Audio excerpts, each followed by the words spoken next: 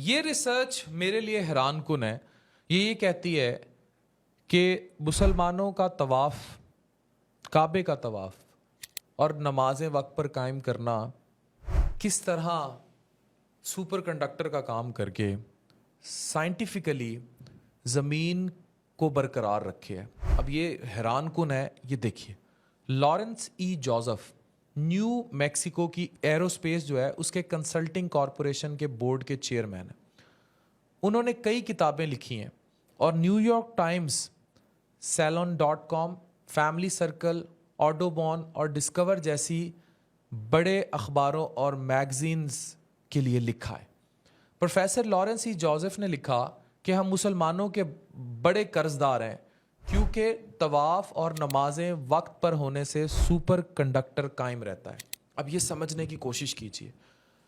امیریکینا route, اگر مسلمان زمین پر طواف یا نمازیں کرنا بند کر دیں، خاص طور پر کعبے کے چکر کو، تو یقیناً ہماری زمین کا چکر رک سکتا ہے، کیونکہ سپر کنڈکٹر جو بلیک سٹون کے مرکز پر قائم ہے الیکٹرو میگنیٹک لہروں کو پھیلانے میں کامیاب نہیں ہوگا.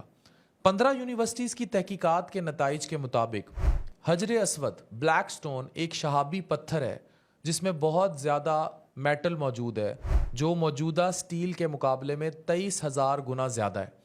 کچھ ایسٹروناٹس نے زمین سے ایک بہت چمکدار روشنی دیکھی اور تحقیق کے بعد یہ ثابت کیا کہ یہ عمارت کی جو روشنی تھی، یہ ساری جو نکل رہی تھی، یہ کعبہ سے نکل رہی تھی.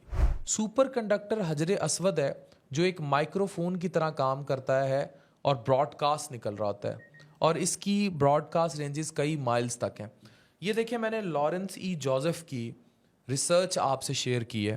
یہ میں ریسرچ اور تحقیقی بات آپ کے سامنے لا رہا ہوں کہ کس طرح حجر اسود سپر کنڈکٹر کا کام کر رہا ہے اور کس طرح طواف کے ذریعے زمین کا بیلنس قائم ہے.